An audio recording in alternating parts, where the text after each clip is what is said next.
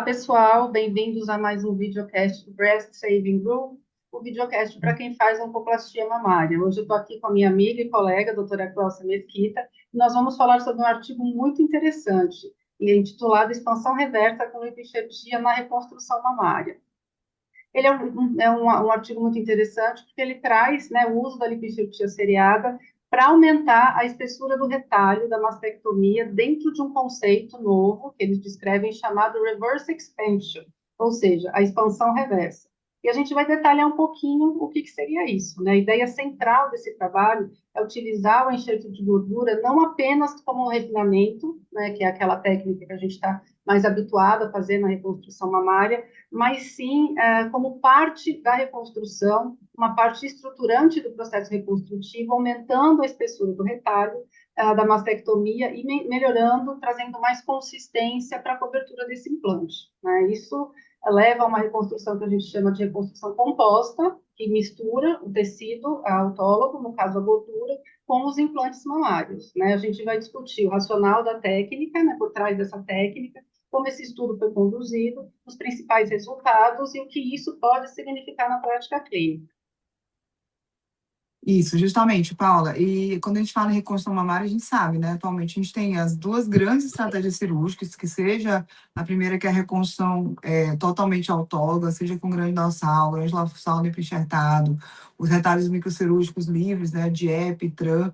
Né? Então, existem vários retalhos autólogos, 100% autólogos. A gente tem também os retalhos com prótese, mas a gente tem a segunda opção, que é a reconstrução baseada com implantes, que é ainda a técnica mais utilizada em todo o mundo e que é muito mais prática, é muito mais fácil, muito mais acessível, requer um refinamento menor, né, cirúrgico, digamos assim, é mais fácil de se fazer, digamos assim. E apesar de ser essa técnica que é um pouco mais simples, as próteses, e amplamente disponível, a gente tem a reconstrução com implantes, algumas limitações, alguns problemas ao longo do prazo. A gente sabe que os retalhos autólogos, eles trazem ao longo do tempo mais qualidade de vida para essas pacientes, tem vários estudos mostrando isso, né?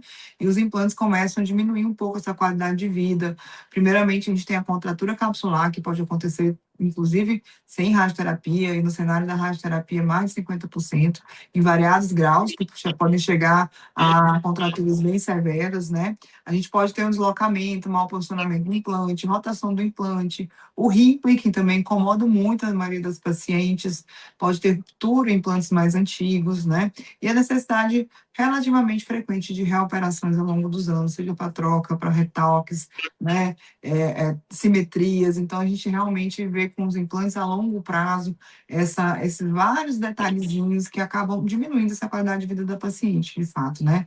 E por esse motivo, vários grupos têm buscado algumas estratégias para melhorar a qualidade da reconstrução baseada em implantes, principalmente aumentando a quantidade e a qualidade dos tecidos moles que recobrem o implante, né? Então, foi nesse contexto que foi sugerida essa ideia, surgiu essa ideia de reconstrução híbrida, né? Que combina o implante com tecido autólogo, e eu achei uma ótima estratégia, sabe, Paula? Porque, como eu falo sempre para todo mundo, a gente tem que ter um arsenal de técnicas o máximo possível no nosso estantezinho, que isso pode levar a evoluir, para a gente poder oferecer técnicas diferenciadas, cada um com as suas demandas, né? A gente sabe que a reconstrução mamária e as pós-reconstrução, nós temos muitas demandas cirúrgicas das nossas pacientes, e ter isso no nosso arsenal é super importante, né?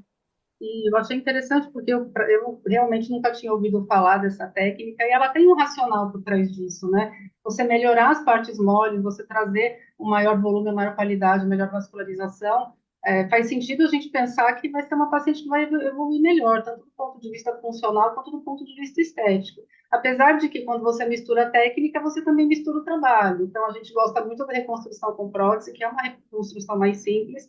Quando você coloca a lipoenxertia, associa a lipoenxertia, você está aumentando, né, o caminho, né? Porque quando a gente falando sobre a expansão reversa, a colocação do expansor, a reconstrução com o expansor, ele segue um caminho muito linear, né? A gente faz a mastectomia ou a adenectomia, a gente coloca o expansor, pelo menos aqui na nossa prática, a gente coloca mais retromuscular, mas aí no estudo, eu acho que acredito que você vai falar que foi para peitoral, né?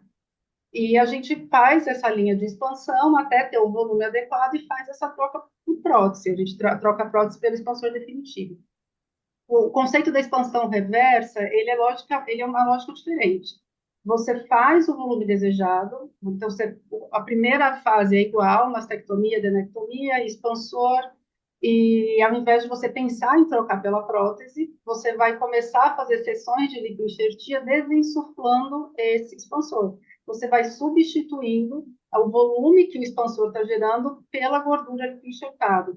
Então, é um procedimento que vai, né, a gente na discussão pode falar mais sobre isso, mas vai demandar da paciente algumas internações a mais para poder fazer essa lipoenxertia, mas obviamente vai trazer um invólucro maior, com maior capacidade desse continente, né, e menor volume do conteúdo com mais consistência, que seria o implante, porque eles continuaram associando o implante de silicone na técnica. Eu até achei assim, foi uma das críticas, quando eu comecei ali, eu pensei que eles fossem fazer a reconstrução reversa completa, né, somente com gordura, mas na verdade, no final das contas, eles trocam por uma prótese bem menor, né? Então, o estudo desenhado foi assim, eles fizeram 25 pacientes consecutivos, são pacientes com cirurgias bilaterais, então foram 50 mamas reconstruídas, né? Todas as pacientes fizeram mastectomia, colocaram um expansor pré-peitoral, aí está o primeiro ponto diferenciado, né, porque eles colocaram expansor pré-peitoral. É interessante que nessa mastectomia, todas as pacientes utilizaram fluorescência através do SPY-FI para avaliar a viabilidade do retalho e também a segurança de você colocar um expansor pré-peitoral nesses casos, né? A gente sabe que o SPY-FI é uma nova tecnologia, Paulo, e que a gente vê cada vez mais nos estudos, nos artigos, no Brasil afora, você teve lá em Cleveland também, eu acho que eles usavam bastante, né? E para quem foi, parece um mundo novo, mas é algo real, né? Aqui no Maranhão a gente tem Spotify, a gente tem nos nossos cursos do Mas Brasil Maranhão Guru. é outro mundo, Glauco.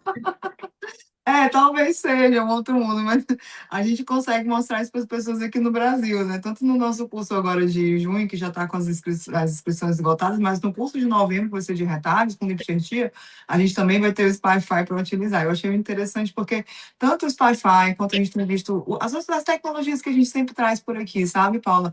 Telas diferenciadas, né? Hemostáticos, tudo isso que a gente fala que parece um novo mundo, lá fora é a realidade. Tem estudo que só faz mama, só faz prótese com tela, entendeu? A gente aqui está discutindo no Brasil se vale a pena usar ou não. Né? Tem que usar, se possível, né? Enfim, voltando aqui para o estudo, então eles faziam mastectomia, olhavam a viabilidade do retalho, tinham segurança, colocavam um expansor pré-peitoral, né? E expandiam o expansor até chegar no volume, e depois eles começavam as sessões seriadas de enxerto de gordura, né? E por fim, eles trocavam esse expansor, e aí, à medida que eles iam enxertando gordura, eles insuflando o expansor, e aí depois trocavam por um implante definitivo no final, né? Em média, cada paciente realizou em torno de 2,5 sessões de lipoenxertia. Esse é um dos problemas, né? Porque acaba que você tem que ter várias internações da paciente, então vai muito do que a paciente quer. E quando eu pensei assim, não, talvez valha a pena porque ela não quer implante, mas mesmo assim ela fica com implante, mas mesmo assim talvez seja bom porque traz uma naturalidade para a reconstrução, e você vai falar um pouquinho do que teve de bom, né? E o volume médio de 170 ml de gordura por sessão. Então, não foi muito, assim, mais ou menos, 170 é muito bom, na verdade. Eles mostram lá no artigo as fotinhas das pacientes, você vê que não são pacientes muito obesas, nem muito sobrepeso, tem até umas bem magras, mas eles conseguiam fazer essas sessões seriadas, né? E o processo completo chegava até 12 meses, ou seja, um ano você fazendo essas reconstruções até você conseguir terminar tudinho, né? E outro aspecto também interessante é que eles fizeram uma avaliação objetiva da espessura desse retalho, utilizando ressonância magnética, né? Então, antes da primeira sessão fazia uma de base, e depois, 3 meses após a reconstrução definitiva, eles faziam uma outra justamente para avaliar a espessura que eles conseguiram chegar somente com gordura. E aí também eu acho interessante botar no jogo que quando a gente for fazer esse tipo de reconstrução, deixar bem claro para o colega da radiologia que aquilo ali é gordura, e que não é o retalho que você deixou gordo, né? Senão vão trucidar a gente, né, Paula? Sim, você vai mandar a paciente fazer uma ressonância com um retalho super espesso, mas eu acho que isso deve estar no histórico da paciente, ela deve, inclusive, comentar, porque é um dado relevante, inclusive para as pacientes que têm feito lipoenxertia estética e mamoplastia de aumento, né? Tem sido uma realidade a gente ver essas alterações mamográficas e radiológicas de mama de imagem, de uma maneira geral, que a lipoenxertia traz. Em relação ao IMC, é interessante que O que eles viram nessas pacientes é que a paciente, mesmo com IMC, a paciente com IMC menor, ela teve proporcionalmente uma espessura, um aumento de espessura de retalho maior do que a paciente com IMC mais alto, mas no final eles acabaram se equiparando, porque a paciente que tem um IMC menor, ela acaba conseguindo receber mais, né? E a espessura acabou sendo média nos resultados. Eu achei isso um dado interessante também. Em relação aos resultados principais, foi que, na realidade, houve um aumento significativo, né, da espessura do retalho, um aumento de médio de 5,8 milímetros, que correspondeu a um aumento de 92% em relação ao valor inicial dos retalhos. Então, eles começaram realmente muito finos e eles entraram por uma espessura que a gente considera aceitável ou adequada. E outro achado interessante foi que a espessura foi maior, os locais da mama que conseguiram receber mais gordura foram os quadrantes superomediais. Isso a gente já via na prática, né?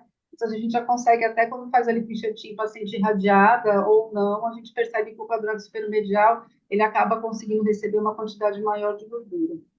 O estudo demonstrou também uma relação clara entre o número de sessões e o aumento da espessura de retalho, ou seja, às vezes você consegue enxertar muito volume numa sessão só, mas não vai ser igual você colocar um volume médio em duas sessões. Então, quanto mais sessões você faz, maior volume você consegue no retalho. E as pacientes que fizeram mais sessões tiveram cumulativamente, então, esse aumento, né, dessa espessura, mostrando que é um efeito progressivo, apesar da média de eventos ter sido 2,5, né? Eles fizeram 2,5 por paciente, 2,5 procedimentos de lipoenxertia, o que eu achei que para essa técnica, como expansão reversa, talvez seja pouco, mas considerando que você vai manter a prótese e que é uma técnica híbrida, eles consideraram adequado, mas eu acho que é uma coisa que a gente podia repensar. Será que fazer 3 ou 4 tirar a prótese não valeria a pena? Né? Eu acho que talvez, viu? Eu fiquei com essa sensação também, Paula, de que de repente assim, faz um pouquinho mais de lipoenxertia, tira essa prótese minúscula, né? Mas enfim, não deixa de ter super sentido, né? Mas eu achei uma técnica muito interessante, assim, a gente tem alguns casos de rippling muito intenso, de pacientes, eu fiquei pensando aqui na minha cabeça, de repente eu troco a prótese por expansor e começo a fazer lipoenxertia para melhorar, porque às vezes a prótese comprime tanto aquela pele, porque é tão fininha, né? E aí você acaba não conseguindo enxertar naquele ambiente, né? Então, veio uma possibilidade em alguns cenários que eu acho que vale super a pena, né? De conversar com o paciente, eu acho Eu que acho que tem o racional de você enxertar e diminuir o expansor, para você dar um espaço para essa gordura realmente. A gente sabe que a prótese diminui essa espessura, ela força o subcutâneo à pele. Então, você poder fazer acho que a reversão é justamente nesse sentido, você dá espaço para esse subcutâneo, para essa gordura, para essa capa conseguir moldar de novo mais confortavelmente. Justamente. Ele fala um pouquinho da questão das complicações da segurança dessa técnica, né? Em relação à segurança, os resultados foram bem favoráveis. A taxa de complicações que exigiram alguma cirurgia foi aproximadamente 16%, sendo mais comumente a punção iatrogênica do expansor, porque ele está no plano pré-peitoral, né? Talvez, quem sabe, num centro onde você consiga fazer essa lipoenxertia guiada por ultrassom seria ideal, né? Muitos de nós têm ultrassom no centro cirúrgico, eu acho que seria um suporte melhor, assim, porque às vezes você Você vai, costuma colocar o expansor pré-peitoral? como? Você costuma colocar o expansor pré-peitoral? Não costumo, particularmente, mas eu já vi alguns dois artigos começando a ficar com vontade, sabe? Está dando uma coçadinha, mas ainda não tenho coragem. Ainda não, ainda não tive, né? Mas, assim, mesmo porque eu acho que são pacientes que você deveria ter um coxinho maior, isso é pela segurança oncológica. Recentemente, eu tive uma paciente que eu tive que colocar um expansor, que foi uma complicação que veio para mim, tinha uma parte do músculo estava lá, outra não estava, mas foi uma tentativa de salvamento, é outra história, né? Mas de pensar isso já up front, eu ainda não tive coragem, não, apesar da gente ser um pouquinho corajosa, né? Ainda não, né? Quem sabe, né? Mas muitos usam por aí técnicas com expansão pré-peitoral, mas com tela. Aí sim, Uhum, talvez valha a pena você colocar o expansor, a tela e ter coragem de expandir aquilo ali depois. A pele retrai, né? uhum. Enfim, eu achei interessante. Mas o expansor pré-peitoral, nesse caso, Eu acho que o cuidado de você, 16% a maioria foi perfuração do expansor, você ter o cuidado durante a lipoenxertia, né? Isso é interessante. E complicações diretamente relacionadas ao enxerto de gordura foram raras. Teve só um caso de necrose gordurosa que apresentou como nódulo doloroso e acabou sendo biopsiado, né? Então, aqui vem as questões básicas da lipoenxertia, de você fazer pequeno volume, os filetezinhos, entremeado, não fazer lagos, porque aquilo ali vai realmente necrosar. Lembrar que é um enxerto, ele precisa ter de vascularização. E se você faz lagos grandes, lá no meio não chega a vascularização e aquilo ali vai necrosar. E muitas vezes essas esteatocnecroses, elas são dolorosas e incomodam o paciente, né? Interessante. Outro ponto interessante também foi a ausência da animação, né? O Breast Animation Deformity, que seria a animação relacionada ao músculo. O músculo causa esse problema, né? Quando você coloca reto peitoral, você tem muita animação, né? E provavelmente por causa que ele é pré-peitoral e você acaba não tendo, fica uma coisa mais natural. Mesmo se for só o expansor, essa animação já diminui só pelo fato de estar no plano pré-peitoral, que a gente já conhece, né? E não foram observados casos de contratura capsular grave durante esse segmento também, né? Acredito que também, não sei se a gente chegou a comentar, mas eles levaram, né, em consideração, operaram pacientes que não tinham radioterapia, então radioterapia era excluído. Já é um cenário um pouquinho mais favorável, né, Paulo? Né? Aí a gente pode dizer que talvez haja um viezinho aí, porque são as pacientes que, em geral, elas costumam ir bem com a lipoenxertia ou sem a lipoenxertia, essa pele acaba conseguindo ter uma flexibilidade, uma expansibilidade maior, e a lipoenxertia, em geral, a gente usa realmente para acabamento. Mas, quem sabe, né? Eu acho que essa daqui também deu vontade de fazer, essa técnica. Vamos lá. Bom, do ponto de vista prático, a técnica trouxe vantagens importantes, principalmente no sentido de favorecer, de melhorar a cobertura dos tecidos moles e reduzir no cenário pré-peitoral, que é mais importante, o rippling, né? Eu acho que a grande vantagem de você ter subir uma cobertura melhor para quando você tem a prótese no cenário pré-peitoral é você ter um espessamento não glandular maior, porque também não adianta a gente fazer a adenectomia e deixar a glândula, né, para não ter rippling. Então, deixa o retalho adequado e depois enxerta a gordura para tentar evitar essa deformidade por conta da prótese. Isso Um já é retalho uma das técnicas, das técnicas que a gente já utiliza hoje em dia, né? Depois que a gente tem vários pacientes que pré-peitoral com ripo, a gente vai lá e faz lipoenxertia seriada para tentar diminuir, né? mas no cenário da reconstrução direta, né, o expansor Sim, pré-peitoral ainda precisa de mais ainda cuidado, não. ainda, mas a gente chega lá. Um retalho mais espesso diminui a indicação e necessidade de uso de uma matriz dérmica, né, que ainda é a gente tem usado cada vez mais, mas a gente sabe que no cenário do SUS o Brasil não é igual ao Maranhão, né? O Maranhão é muito especial, então às vezes a gente não consegue, male consegue a prótese, quem dirá a matriz ou a tela sintética. E essa melhora do envelope pode aumentar, isso eu acho muito relevante, a durabilidade da reconstrução, que é uma das grandes críticas da reconstrução com prótese, foi isso que você falou na introdução, que são reconstruções onde a paciente se queixa mais, são reconstruções onde ela tem uma menor qualidade de vida, que a gente tem que fazer algumas vezes, né, com certa frequência, repetir intervenções na mama para melhorar essa reconstrução, para trocar essa prótese. Então, a princípio, apesar de ser um segmento curto, quanto melhor o seu envelope, menor a chance de você ter complicações e essa reconstrução acaba durando mais a longo prazo. Justamente, Paula. Então, resumindo assim o artigo completo, né? A lipoenxertia seriada durante o processo da expansão pode aumentar significativamente a espessura do retalho da mastectomia, né? Esse aumento parece estar relacionado ao número de sessões de enxerto relacionado, ou seja, quanto mais sessões, mais você consegue ter um aumento do retalho, né?